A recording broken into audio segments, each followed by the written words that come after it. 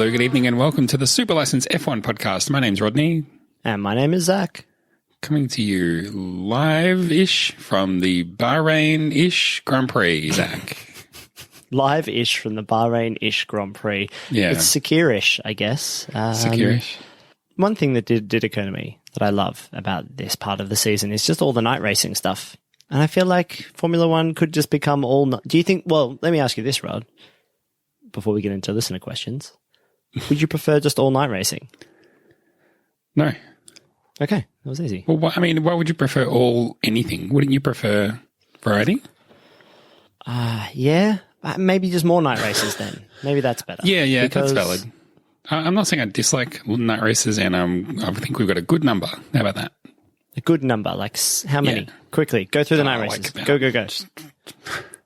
Singapore. Bahrain's usually a night race, or at least a twilight race. Who even knows the difference anymore, right? No, halfy. Is Abu Dhabi always a night race? It feels like it might be. Recently, definitely. Yes. Is that it? I think so. I think in a normal season, it's those three. 3 out of 21. That's not very many. I'd like to bump that up to like 6 or 7. A full third of the calendar. Night makes up a third of the day, so why not give it a third of the calendar? I can't disagree. You tell no lies. That's me. That's me. No, that's true. Zach, it was the big Bahrain Grand Prix. Bahrain Part 2, the Kessel Run version of the track, which is, I realized watching this race that it actually, I have a favorite bit of the Bahrain track, and it cuts it out. The back straight and the little twisty left and right. I really love that bit, and they cut it out for this track, the Sakhir Grand Prix formation. I don't think it's called the Sakhir formation, but this race was called the Sakhir Grand Prix. A big race, though. Really exciting one with lots of fun talking points. We are going to do a recap. We've got a super quiz, or I hope you've got one for me later. We'll have a look at the Fantasy League. We're going to answer, maybe right now, we're going to answer some questions from the Discord, the new Super License Discord, the new shiny in our life. Maybe we'll jump into some of these podcast questions. What do you say? Yeah, I think so. I mean, by the way, just a quick shout out to the community that is building on there. I think it's like 50 people now. 40 people. 40. Sorry. 40 people. 40-ish, including Simple Poll Bot. So 39 real people. And then I've got 2 accounts, so 38. Yeah. Jeez, there's no one in there actually. They're all fake. 36, it's just us talking. This one says Homer Simpson. What the hell? This one's my grandpa. He's dead. What the hell? Wow. Anyway. Rough. I bet you he voted in the US elections. Am I right, Unlucky. guys? Yeah, Obama.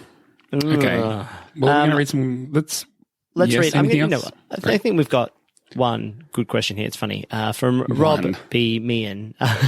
Well, he's asked 2. But then he's like, but seriously, here's my question for this week. I haven't read it yet, so this is live, folks. It just perception that when the biggest and best, or biggest/best teams fail, they fail spectacularly? When Mercedes screw up a pit stop, they do it properly. When Ferrari make an unexpected strategy, well, we all know what happens next. Is it because we're watching them all the time, or do they genuinely make bigger mistakes? Rod, is this a case of the bigger they are, the harder they fall? Definitely there's higher stakes, hey? So you notice when someone sacrifices a win because of a bad... Let's just say hypothetically, throws away a certain 1-2, because of a bad pit stop. And the stakes are routinely higher for them, so the pressure's higher, the results, the fall is greater, always. I don't think they're making bigger mistakes, though.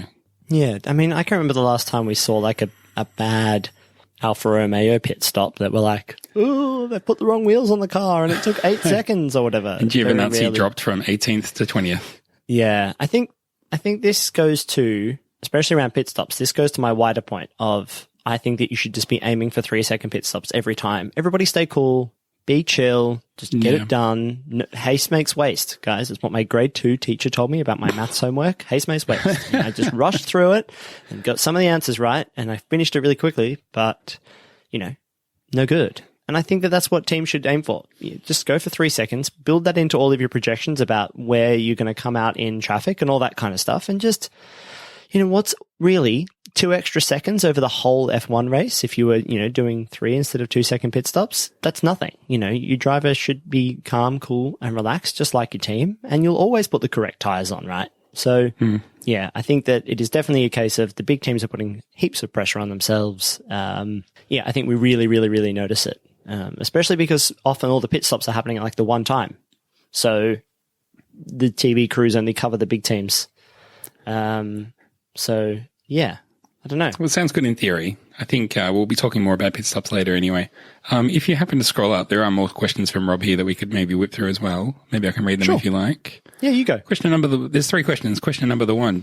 Have you listened to the F1 podcast? Just need to say, Rob, we're the F1 podcast, mate. I think he means, though, the quote unquote official, which there are multiple. I think he's talking about Beyond the Grid. I would say that I've listened to that. I used to listen to all of it, but now I cherry pick because there's been a lot of boring people lately. Zach, do you listen to Beyond the Grid?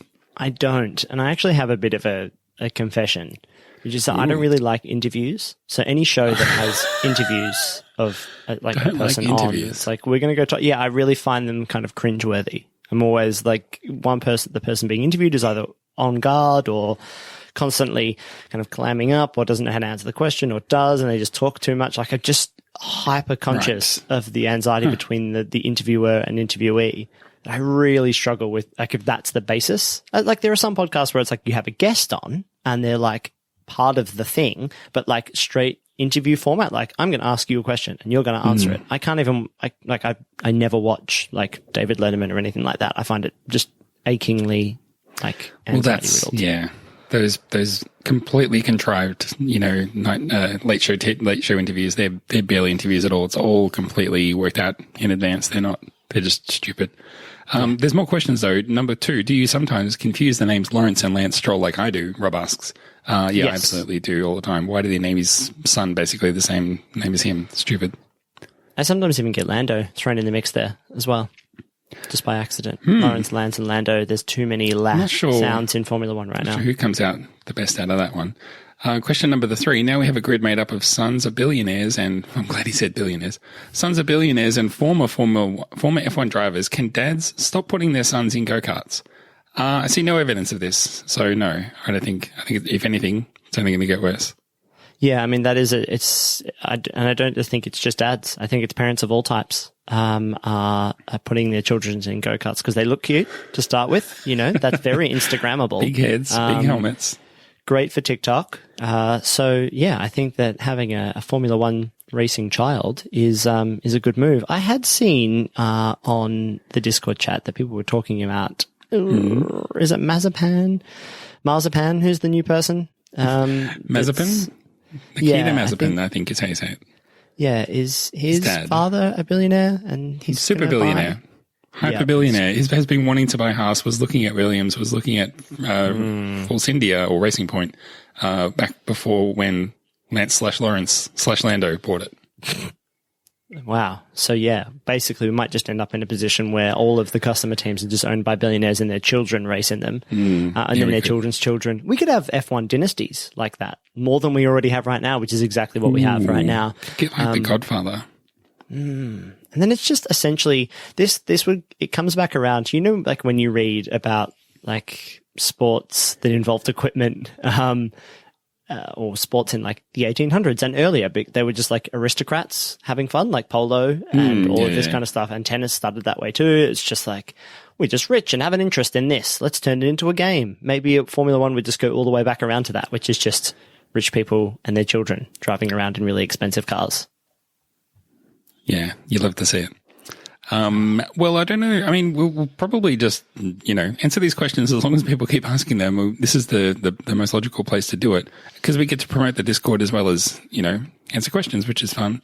But if you haven't joined yet and you want to join, there'll be links everywhere. Go and join the Discord, say hello.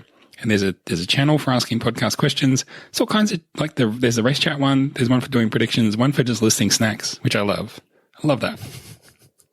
It's the highlight of my weekend. I just like to know what people are having when they're enjoying the race, because it gives me ideas about the fun snacks I could be having. I can't just keep eating these barbecue chips. It breaks down barriers between us and the community, and we don't need to mention the snacks on the podcast, which is a popular option for most. Maybe we should get into a bit of a race recap, Zach. Yeah, I'm looking forward to hearing your race recap. I need to prepare. I'll do that while we play this. Let us race a bit.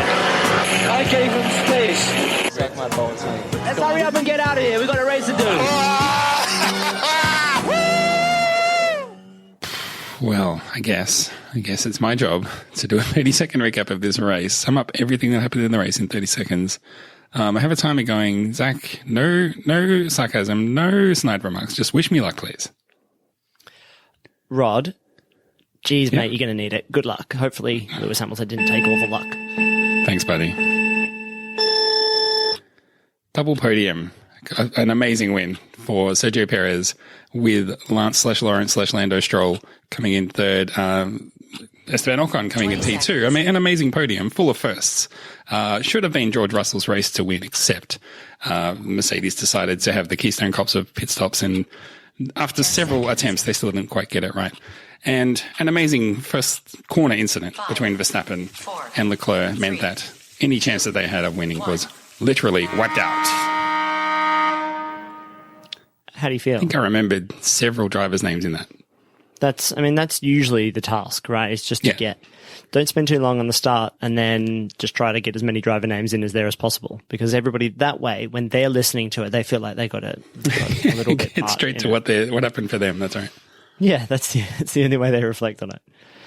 Someone did mention maybe at the end of the season or something, we stitch them all together and put them out. I don't know. Let us know if you want that. Maybe you need to jump in the Discord and let us know. But do you want that? Would that be a fun thing? Would it be a good thing? It'd be, several minutes long. But it'd be a good recap of the season, I suppose. Yeah, I think it would be a great recap, and we could put it on YouTube, and it wouldn't take very long to make, I don't think.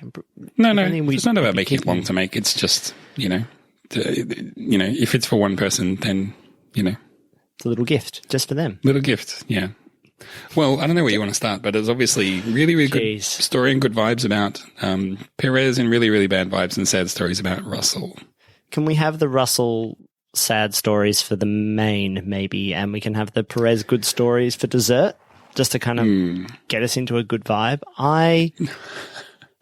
There was basically the first half of the race, I was like, George Russell something's going to happen here, and this can't go this well. And then by lap 50, I can actually remember like lap 54 being like, oh, he's probably going to do this, actually. This is probably going to be fine. I can't see anything bad going wrong here.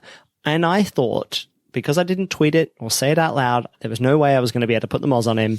I wonder if that's what people say in other cultures, put the moz on. I have no idea what that means. What does it even mean in our culture? I mean, I know the gist of it, but what's the literal, I have no idea. The moz, the mosquito? I put a mozzie on me. Exactly. Ugh, sucked all the blood out of me. No, it looked like it was going to be fine, right? He was out a few seconds in front. It was all good.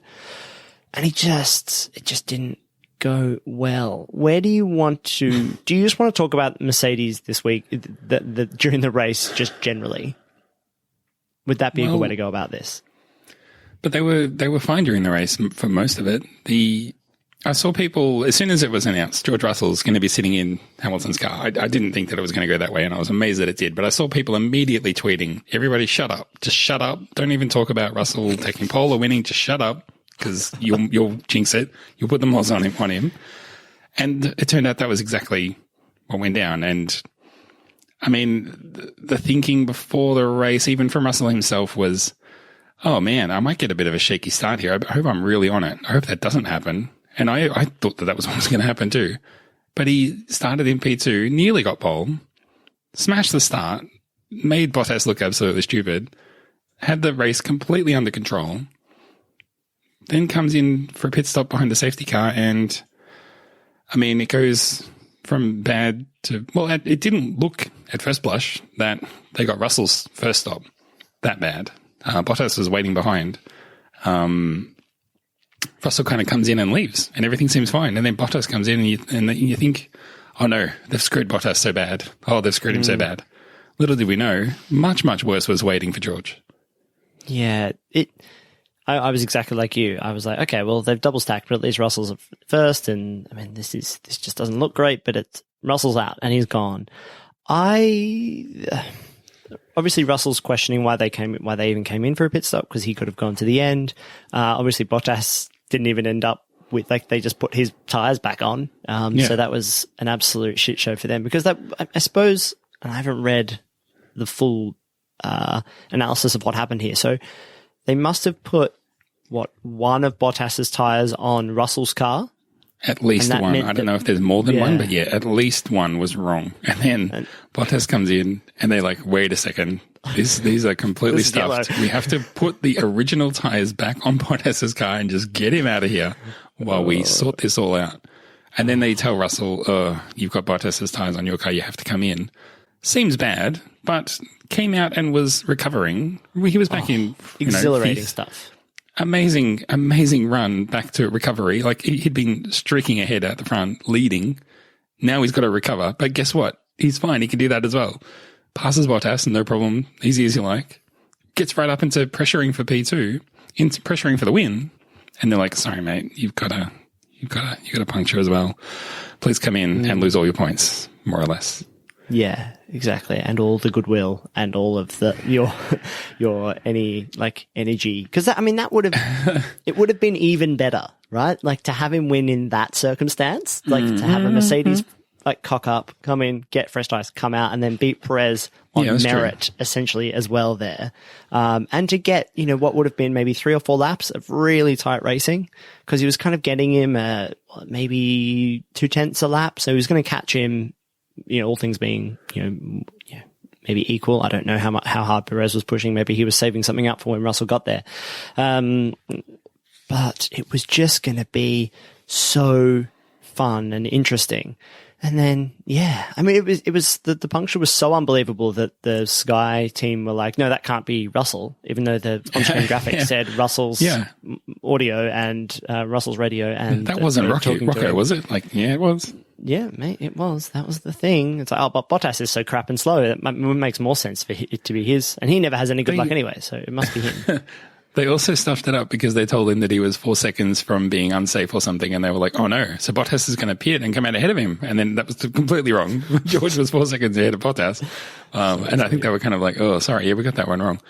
More often than not, they've been getting those 50-50 ones on the wrong side of accurate lately. But, I think you're right. I think if you look at what the audience was denied, it's huge. Like if you look at, it's that sort of business thing of like, what's the opportunity cost? Like, well, the opportunity cost to this, it was absolutely immense. We did get a great winner who never won a race before. We did get another guy on the podium, never had a podium before. But man, Russell would have been such a better story. Yeah. And this is the thing. We would have been talking about all kinds of things today around, well, should you just put him in the car? Like this can't be understated. I know that Mercedes is brilliant, but Bottas is in that Mercedes every single weekend. Like you still have to be pretty good. And Russell is in a seat that's too small with shoes that are a size too small. He's a big lanky lad. He doesn't know, he's around the team all the time, and he's been a reserve driver for them before, but this is no mean feat to just turn up at a new track with essentially a new team and just be like, he doesn't even know what the buttons do. Like early in the race, he's like, I've lost power. They're like, mate, just put it on PP36. Yeah. Setting 2. It's just the dial at the bottom. Someone said at the start of the race, they were telling him to press the overtake button and he had to ask them where it was. Oh, man. But this is what I mean. What an incredible weekend to miss out on pole by just that little bit. And look, maybe Bottas underestimated Russell. Maybe Bottas was like, well, he won't be like that fucking good, will he? There's no way. And it turns out, yeah, he really is and really was. We've always heard that Russell is good and we've always seen him, Mr. Saturday, out qualify his teammate, but also like the ability of his car. So it can't be understated. And I personally, what do you think? Do you think he should be in the car at Abu Dhabi next week? Obviously I hope Lewis Hamilton gets better and I hope he's well and is able to drive if he, is cleared and everything. But let's just say hypothetically he can't and George gets another chance. Boy, I'd like to see him actually just have a clean race and do what he can. It seems obvious to me, though, that Bahrain is a bogey circuit for Bottas as well. Like if this was Russia, it might be a very different story. And just because George on one occasion did well and, was probably very likely going to beat Bottas doesn't necessarily mean it doesn't put him on Hamilton's level of skill or whatever. Hamilton brings a heck of a lot to the table, way, way more than just, performance in a dry race when everything goes well. He's that real X factor in all, conditions and under all pressure scenarios. So it's not a one-for-one comparison. And then, well, what do you do if Hamilton jumps back in the car and Bottas beats him? Like, you know what I mean? Do you go, where do we go from here? We just assumed you were crap. You can't necessarily kind of, you know, we need to see a bit more, but it's obviously really, really encouraging. And George was able to show what he can do. That's very encouraging. Lots of positives to take away from it. I guess some people are sort of saying, like, it's a no-brainer now. You just get rid of Bottas and put George Russell in the car. For me, though, the other element of that is the reason Bottas is there is that he's not a superstar ultra talent who is going to get in there and upset the apple cart. He delivers P2s. He's reliable. He's stable. That's his role. In the one hand, of course, George had to get in there and drive out of his skin and try and put Bottas away if he could. But on the other hand, it's like, well, do you want to put him in there? Because the whole reason he isn't in there in the first place is that he's seen as this ultra talent who's going to get in there and, you know, actually test Hamilton potentially and might cause more problems and more headaches. Yeah, and Bottas has a contract, you know. Well, yeah, exactly. There was an opportunity to give George Russell the contract. Well, I said that this was why George Russell wouldn't get the seat in the first place, and he did. So what the hell do I know? But, you know, we're talking about Mercedes here. Conservative, True. You know, Mercedes who are, you know, still talking with Hamilton about his contract. I don't think Hamilton's going to be leaving Mercedes. But, you know, how long can Mercedes kind of keep George Russell in Formula One, knowing that maybe he's their long-term plan? It's like, okay, yeah. And then when Hamilton is either in his last season or we know he's leaving, we'll just put George straight in to replace Lewis. That'll be easy. But it's like, that could be 3-4 years away. You know, where are you going to put? You're just going to keep putting George in Mercedes-powered teams, and he can't go to Aston Martin because he'll beat Lawrence, Lando Stroll super easily. Racing Point, sorry, what did I call it? Aston Martin? Yeah, that's what it is next year. Williams are not very good. So, I can't see George Russell, almost race winner, George Russell staying at essentially the worst team on the grid. That seems insane to me. There's no other seats. So maybe people talk about 2022 and things kind of changing up there. Maybe there's something then. But, if you were George Russell's agent, then maybe you would just be like, we should just put him in the car right now. You know, Lewis Hamilton's won a lot. If he's really that good, he'll beat him hands down, and that won't be a problem, you know? But I just don't think Lewis Hamilton would really want him now either. I think he likes having Bottas just there as a number two. Every famous, incredible number one driver loves just having a crappy number two. It's the best thing. Well, it's pressure they could do without. I think they can probably, in some ways this, again, has caused more headaches than they were maybe expecting or hoping. Having had a taste now of the Mercedes and the speed of it and the performance, I feel like they can hold Russell at Williams for another year. I just don't know that they can ask him to stay there for another 2 or 3 years. I feel like that's probably too much of an ask, because by then they'll just be saying to the Russell camp will be saying to Mercedes, look, if you want to stick around, if you want me to stick with you, let's try maybe a swapsies for a year. Hamilton has beaten Bottas 5 years in a row. How about you put Bottas in the Williams for a year and just let me have a go, because it's time, because that's fair. I just feel like that's the conversation that will be asked at the end of next year, if not before. Well, that's the thing. If you were George Russell, would you feel like you were guaranteed that Mercedes seat? And at what point have they told him? It's like, yeah, it's yours in 2022. We're just going to get through this 1 more year of Bottas. Then we'll be in the new formula, new rules, all this kind of stuff. It'd be perfect for you. Come in then. Or are they waiting for Hamilton to sign a new contract? And what will the length of that contract be? All the while, there are other Formula One teams who are like, hey, we have a better car than Williams. Why don't you come race here? You know, why doesn't Red Bull look at someone like George Russell and say, hey, we'll put you in our program. You know, we're on the way up. We're going to be doing our own engines or something at some point, probably. Come race for us. You know, we won't chew you up and spit you out. Oh, yes, we definitely will, because that's exactly what Red Bull does. But, you know, maybe McLaren could get him involved somehow and just be like, well, Daniel Ricciardo's only got like 2 seasons left. Maybe I'll stick him in there in a couple of seasons. Like, what? If you were, as I said, let me pose you this question. If you were George Russell and a team that wasn't Williams came to you now and was like, hey, we want to put you in the car for next season. Our car is better than Williams' car.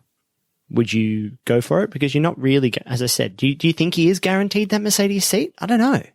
No, I just said I don't think he's guaranteed it, but I think it's the promise of it. It's like, why would you go anywhere else? They're really in a bit at the moment. And all the other front-running teams have kind of built their team around someone else. So it's like, well, if you're going to go to a team that's built around a superstar driver, why not go to the best of them? George is in a rough spot, but at the same time being given an opportunity at the best team. And I feel like if he can... Yeah, he's probably only going to need to hold on for one more season because I just don't think that Mercedes, if they've got long-term F1 plans, I don't think that they would look at Bottas and be like, because Bottas isn't a young guy either. This is the other thing. Bottas isn't 25. Bottas is in his 30s now, I think. Mm-hmm. And yeah, George will bring a new age group to Mercedes that is probably good. So yeah, just get him in there. I think, 2022, I'm calling it now. George Russell will be in the Mercedes. I don't know who his partner will be. The year of the Russ. Exactly it. Is there anything you want to say any more on that? And then I have a follow-up question about the start and the incident between Verstappen and Perez and Leclerc. Yeah, no, nothing else really about Russell other than just, Bottas, you got to do better, mate. Got to do better. We can get to that incident because that also leads us then, I think, into the Perez story. So what did you think of the incident? It's funny because I thought it was weird for Leclerc afterwards to be like, yeah, that was definitely my fault. I overcooked it. Well, he didn't say that, but he was like, the classic fault and blame thing, but he's, like, if I was the one that caused it, essentially, but I don't think it's a big deal. Which kind of seems fair enough, but he did get a three-place grid penalty for next race. I thought it was messy. I thought it was a very, impatient kind of, I deserve that spot and I'll just go for it regardless of what happens. Like when you see the overhead shot of Leclerc, he brakes so late compared to everybody else. Like everybody else is like, I'm just going to take this corner, and he's like, I'm just going to keep going and see what happens. Okay. What was your read? I didn't read it that bad. I think he's racing Verstappen at that corner and he beats him. No, that's fine. Verstappen was always going to leave him room. The problem is Perez didn't leave him any room. And then the question is, well, should Perez have left him any room? And it's a bit like the incident we saw with Grosjean last week where he was sort of swerving across the track and there's a car there. It's like, yeah, that happens at the start. And maybe after there's a huge incident, the biggest incident we've had in a decade of motorsport, maybe you think twice before you don't leave room in the opening corners of a track. So that's what was going through my mind. Obviously Leclerc locks up, but that doesn't mean it's necessarily all his fault. And anyway, he's copped the penalty for it. So obviously other people see it differently, but I thought Perez should have left more room. And if he did, they probably wouldn't have hit and no one would have hit anyone. But I thought the other interesting thing was that Leclerc obviously wipes out. Perez, gets knocked off course but recovers. I think he has to pit. Yeah, he has to pit. That's how he ends up last. But then Verstappen, minding his own business, seemingly trying to stay away from it, actually had bucket loads of speed and was just bogged down the entire start and the first few corners, could not make a breakthrough or get a line through anywhere. Doesn't even make contact with anyone, but still ends up in the wall, just avoids everybody, gets out on the kiddie litter and just slides straight into the wall. So unlucky. Yeah, it would have made for a really interesting race, I think, if Verstappen was still involved, considering all the later, if the race has played out the same for the rest of it. I think that would have been some really interesting pressure at the front when you've got all these different, especially on such short laps. It kind of throws everything around because the laps are so short. It changes the dynamic of pit stops and it changes the dynamic of the traffic because everything's just condensed because even the front runners are overtaking the back markers more often. So everything's a little bit more tightly wound, I suppose. So having someone like Verstappen there just to agitate like he always does, chief agitator, would have even added probably a bit more drama to it. So very rarely do I feel bad for Max Verstappen. And he was, in his interview about the incident, when they said, and Charles has taken responsibility, and he's like, as well he should. It's like, feisty. So yeah, I feel like we kind of missed him this weekend. It would have been nice to have him around. Well, the thing is, he's slogged away so hard and had to settle for second or third for so many races behind the Mercedes that the break finally comes to him, and then he's completely put out of the race through no fault of his own, really. I think that's where the empathy comes from. But yeah, he can be a hard man to empathize with. So I guess that says something. But obviously, yeah, it sets up Perez for this incredible recovery drive, which he's kind of Mr. Recovery Drive, right? But, last to first is always just an incredible achievement. Someone pulled out a stat to say that he's the only driver ever in over 1,000 F1 races to go from last at the end of the first lap to win. Other people have gone from last when they started last and won. Other drivers have, been last in the midway point or whatever and somehow still gone on to win a crazy race.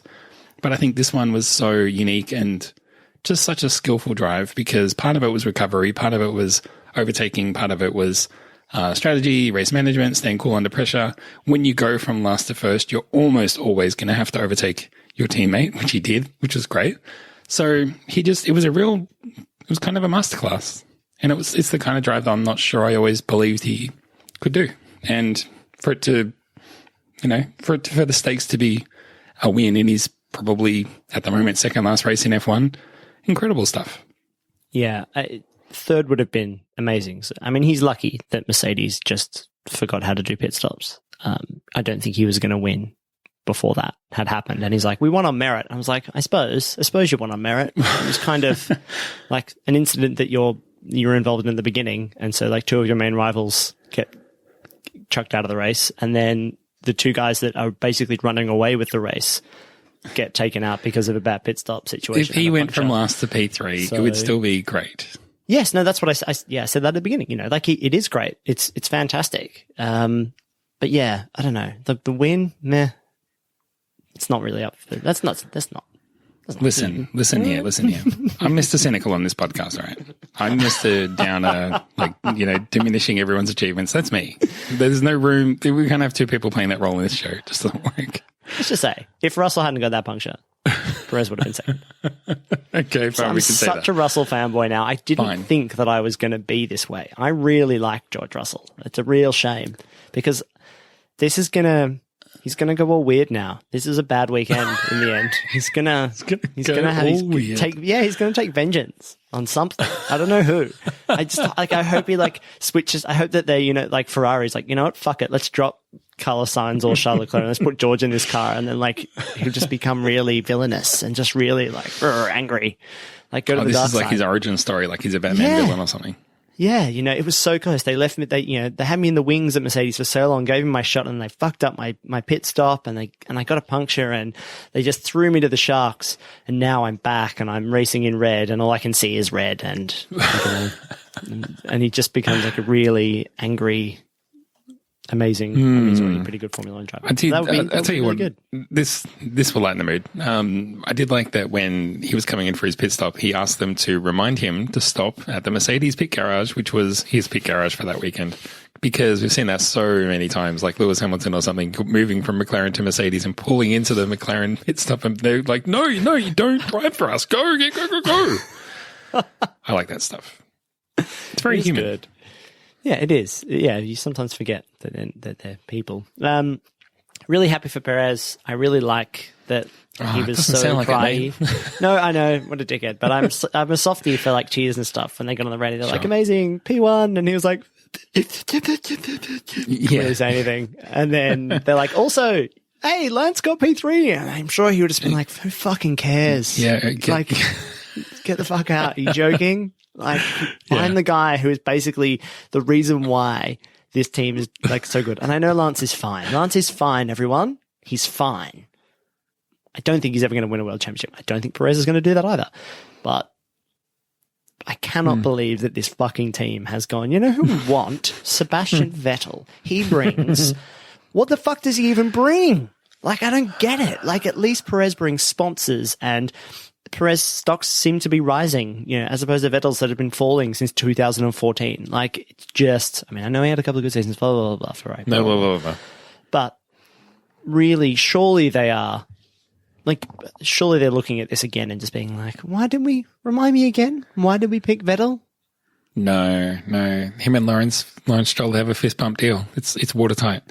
I think the rhetoric from Perez lately has gone from, my options for next year are still looking really good, to It doesn't even matter if I'm not on the grid next year because I've got options for the year after, and I'm happy with winning a race, so I can be pleased with myself. I'm the real winner at the end of the day because I didn't cheat. I didn't cheat, so I didn't cheat myself. That's all. Reading between the lines on that, it's sounding like things have probably gone pretty cold for next year, which means and Albon will be at Red Bull presumably. Yeah. I mean, it's a head scratcher, but that's Formula One, right? Yeah, maybe Albon they don't have to pay him as much. Maybe Perez is asking for more money, and Perez is like, well, 2022. Maybe they're masochists at Red Bull. Maybe they hate success. Maybe we've got them wrong the whole time. Yeah, maybe comparing contrast. I could genuinely believe that Max Verstappen said to Helmut Marko, like, if you get Perez, I'm going to be really angry and I'm going to leave the year after. Like, because that's naughty. You don't do that. I'm the number one driver here.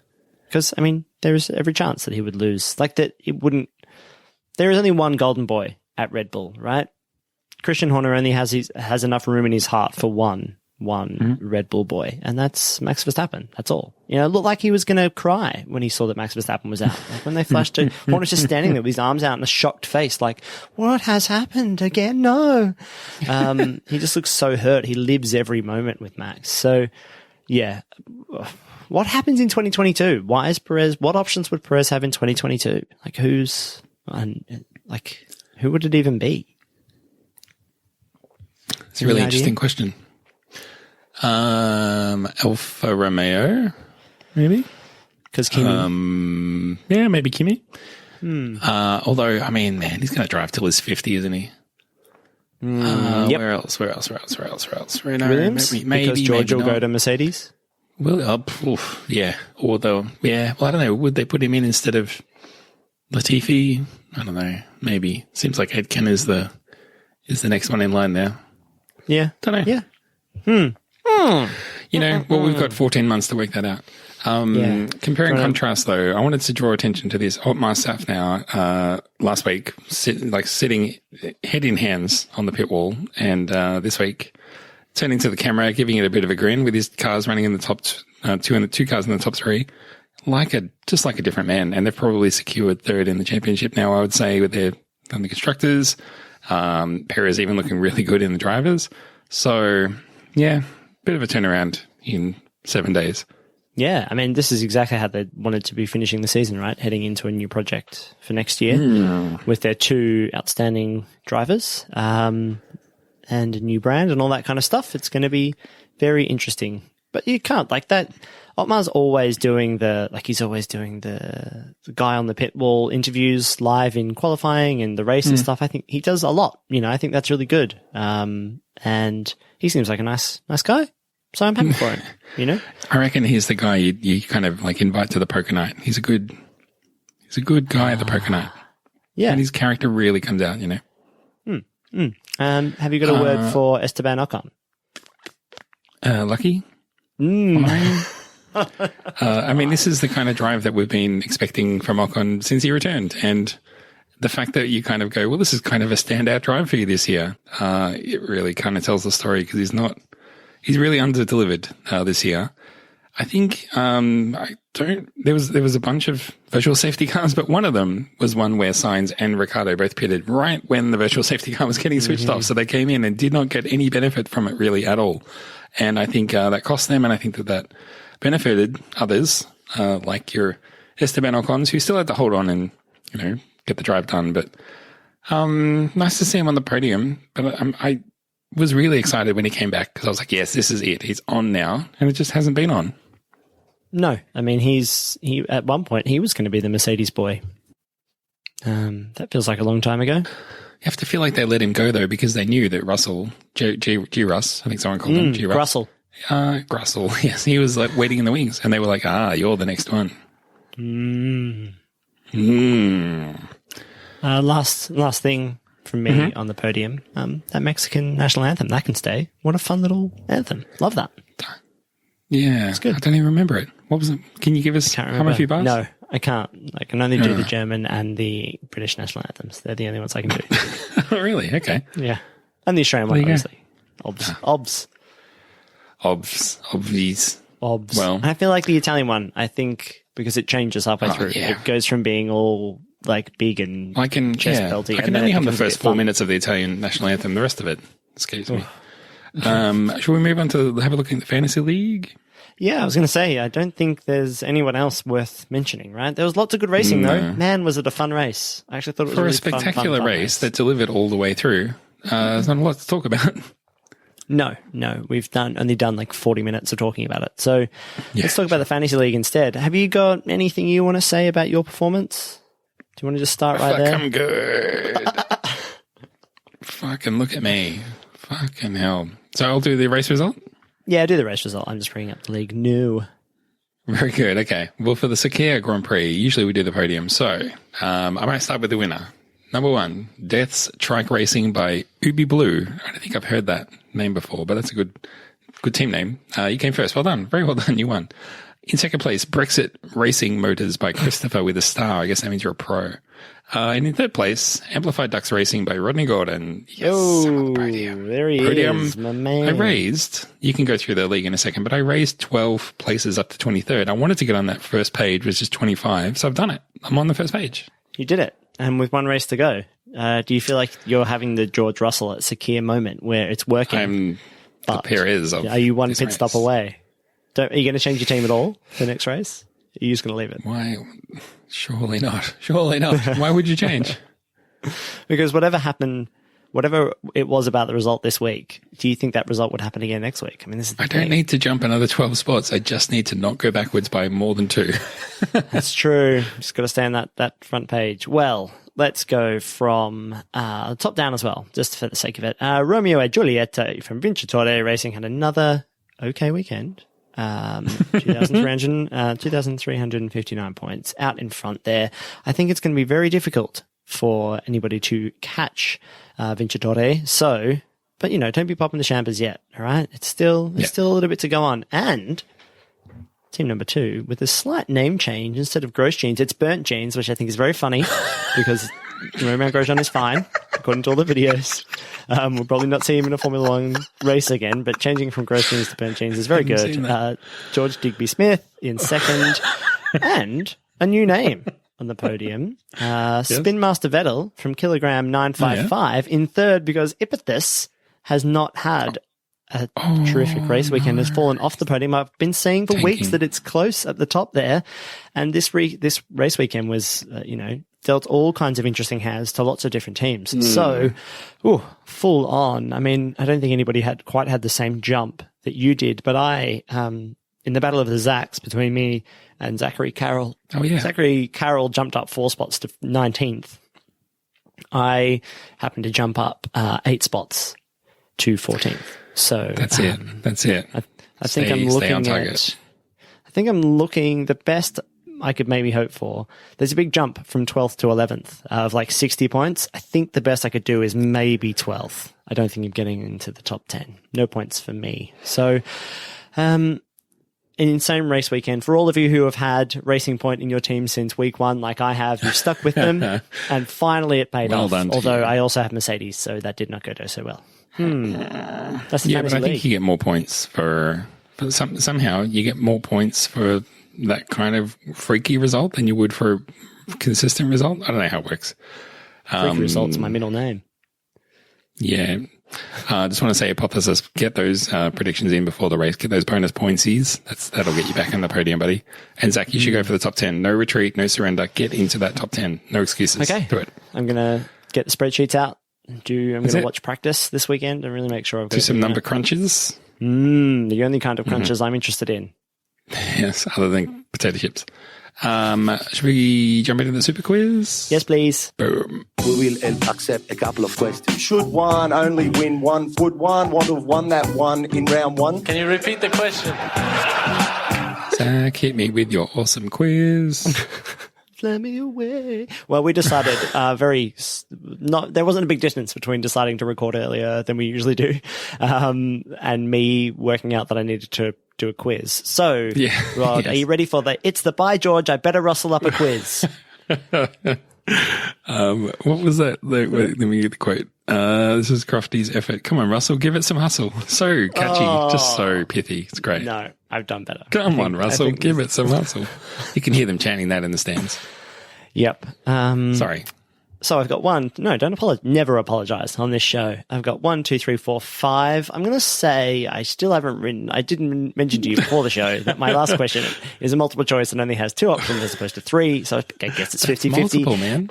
And I'll make up a final. I'll just make another bit up as we get there. Ooh. See how good I am. Because, we're celebrating Force India getting 1st and 3rd. We're having fun this weekend. So by doing that, we're going to celebrate George Russell and his life and career. You could have guessed that this is what the quiz was going to be about because it's how things go on the Super License Super Quiz. First question, Rod. Russell, George, of the George variety, won the 2018 Formula 2 championship. Which current F1 driver finished 2nd in that same championship? Lando Norris. It was Lando Norris. Well done. Yeah, I knew that was one. really good. I just had to think about it and go, that was me thinking. Yeah, that's important. You can't just come out with the answers. Otherwise, I remember the suspense thinking, how doesn't come build. the guy that was 2nd goes to the team that's like midfield and the guy that won goes to the back of the grid? Yeah, he got promoted 1 year too early, George Russell. That was his problem. Well, he was, they locked him in because he was so good. They locked him in early and he was like, well, there's a chance of an F1 seat. I'll definitely take it. That's better than a slimmer chance. But Lando Norris probably got the rub of the green there. Exactly. Question number 2, Rod. Including George Russell, how many competitors from that F2 championship raced at Sakhir this weekend? So that 2018 Formula 2 World Championship, how many of those races, including George Russell, raced at Sakhir this weekend? 5? Yes, it was 5. Do you want for bonus points to go through them? Latifi? Yep. Aitken? Mm-hmm. Russell? Mm-hmm. Norris? Mm-hmm. And another one. Yep. 5. Wasn't that Fittipaldi? No. No. Do you want one more guess? But Albon. Yes, it was Albon. Alexander Albon. He's part of that. Very, very well. I don't know if this is a question or not, but they're calling them the Twitch quartet. Oh, what? Albon, Norris, Russell, and Leclerc. Leclerc, Albon, Norris, and Russell, the Twitch quartet, yeah. That's caught on. It's not your quiz, mate. It's my quiz. I'll be answering the question. I'll be asking the questions. Turns out I'm answering them too. The Twitch quartet. Why wasn't that a question? Maybe that'll be the last option in the multiple choice. Okay, question number 3, Rod. One of George's sponsors is Maisie K. This is a multiple choice. Any ideas on what Maisie K is? Is it A, a corn-based meal replacement? Is it B, a discreet holiday booking service? Or is it C, a singer-songwriter with 32,000 Instagram followers? No, that's Maisie Gray. Come on. Come on. So wait, one was a food replacement and the other one's a holiday thing? Maisie K, corn-based meal replacement. Corn-based meal, all right. Or the other one? Discreet holiday booking service. Discreet. It's not very discreet if they're sponsoring Formula 1, is it? Jeez, I haven't thought that through. So I'll go with the corn. I want some corn. Give me some corn. It's not. It's a singer-songwriter with 32,000 Instagram followers. Bullshit. Are you kidding? I know.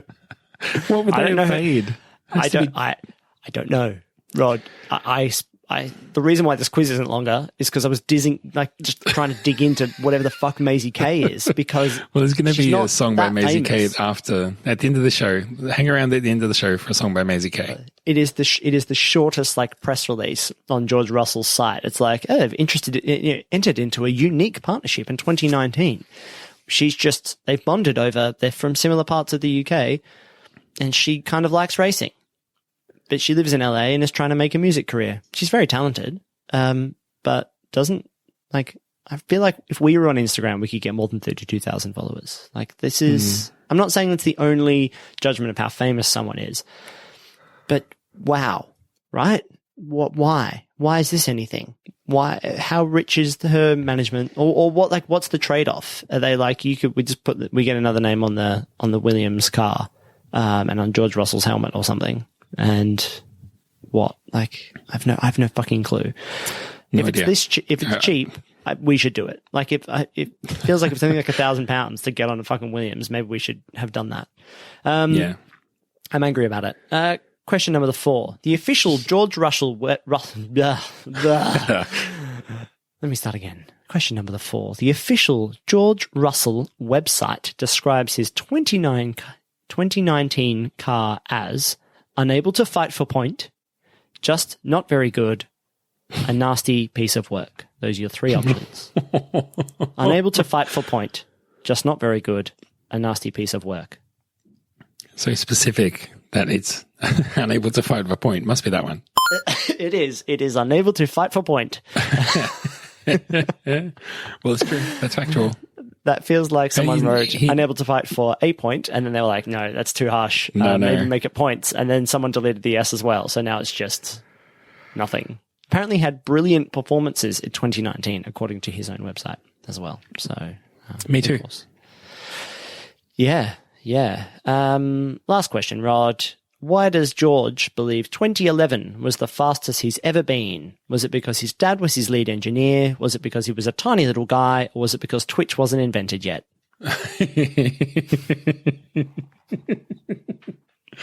Let's say it's because his dad was his engineer.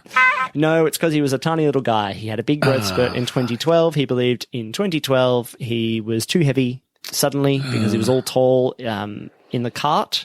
So he was too heavy, and he was also offering up way more resistance. He didn't have a personal drag reduction system. Maybe he just bowed his head or like brought his shoulders in or something. Must have been maybe all that's those why. meals that he replaced with that corn drink. With Maisie K. Maisie OK. And I managed to get Twitch in there on that last one. That's why you laughed. Very That's well good. done. Thank you. That is the By George, I Better Rustle Up a Quiz. Incredible. Thank you. Especially all I'm saying is at short notice, I've written much worse quizzes than that. So I appreciate the hustle. It's almost Come on, Zach, easier. give it some hustle. Give it some hustle. It's almost easier when there's not a lot about them. Like if you type in George Russell weird facts into, and we've all done that writing the super quiz. You try to find weird facts about someone. There's nothing because he just hasn't had a really long career. And it's also hard to get through all of the news about him. So it's just like, he's fine. Everything's just normal. He's just a guy who's really, he got into a go-kart at 7 and he's just been really good. And he's got, and great whenever you support the whole find time. you have to use it because there's not that much around. Yeah, exactly. All good. Well, we've done the super quiz. The only thing that remains is a final thought, Zach. Pressure's on. Don't pick what I'm picking. Oh, God. I didn't have one prepared. Yeah, me either. But let's think of something now. Well, do you want to think of something together? No, that's the opposite of what I was trying to do. 2 separate thoughts. One's yours, one's mine. One from my brain, one from your brain. Separate thoughts. 2 thoughts, 1 heart. That's this podcast. Surely there's something you thought. Anything that you thought about this week?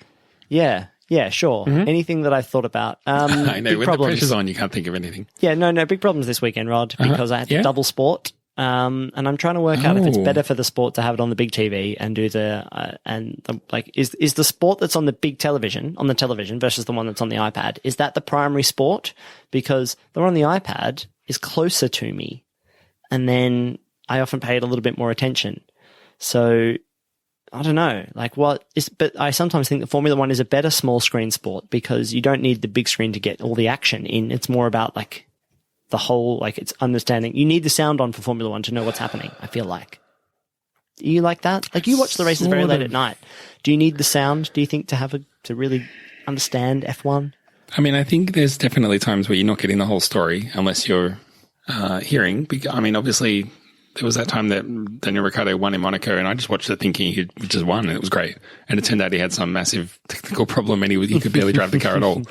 Totally different dynamic when you know that. But having said that, that's what the Netflix documentary is for. So don't worry about that. I'm leaning more towards if I could just watch the race and not have commentary and other external things going on. I'm leaning more towards that. They are putting up on the screen now too more of the text of the radio chats, which I like. It means people who want to mute the race and not listen to some clowns talking have that option, and they will follow a little closer. So yeah, that would be good. Yeah. I remember the good old days of I'd have the race on the TV and then I'd have Twitter and stuff on my I'd have TweetDeck on my laptop, and I'd be following on with a really good free live timing that was on the website before you had to sign up and like pay for an account and all that other bullshit. And it was like the ultimate experience because you could just you really felt like you were really watching that race, all the attention. And now, thank God for the Discord and the Twitter Super License Universe people as well, because finally brings some energy back to it. Although the racing did provide it this weekend. I've seen your setup, but I've never seen it when I'm not there watching the race with you.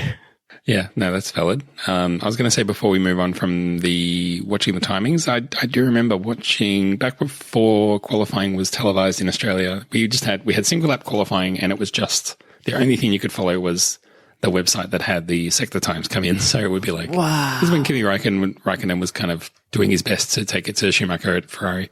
But you would just sit there and it would be, Monaco, you need to be Michael Schumacher. You just watch his sector 1 time appear, then his sector 2 time appear, then his sector 3 time appear and his lap time. And then Kimi would get to, like, Michael would come in and Kimi would do his outlap and then you'd watch his sector times, sector 1, sector 2, sector 3. And I remember like being excited and I was pumping my fist in the air at just numbers on a screen. It was crazy. There was no commentary, no pictures even, no sound, nothing. It was just numbers on a screen. And I remember getting really excited about that. So, you can get yourself there if you really want to. Insane. Yeah. And then this was going to be my final thought, getting back to the late races. You said, you always watch the races so late. Yeah. Lately they've been hella late and I've just bailed, especially because the championships are all done and everything. I'm not getting up at 3 a.m. to watch these races, but I have managed to successfully, 2 races in a row, avoid social media in the morning, not find out the result of the race at all and, watch the race and enjoy it. So, if I can do that all the time, absolutely will. Definitely makes it a bit more enjoyable to not be completely sleep deprived every single Monday. And it makes recording on a Monday possible because I'm not completely knackered. Working from home helps with that. But also just being able to avoid social media successfully and not learning the result hasn't spoiled it. That's just, I feel like no one ever does that. Everyone always just goes, I didn't want to, I wanted to watch the race later, but went to the cafe. Joe Blow there, who knows I like Formula One, was like, bad news about Russell. And you go, fuck, no, I fucking know the result. Fuck. But I've successfully avoided that. That's very good. I mean, I think I've told this story before.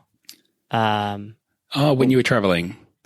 No, I think this was my story is when I recorded qualifying, and I was like, qualifying is going to be so good. This was years ago, and I was like, there's no way I'm going to be able to find out because who's going to report on qualifying?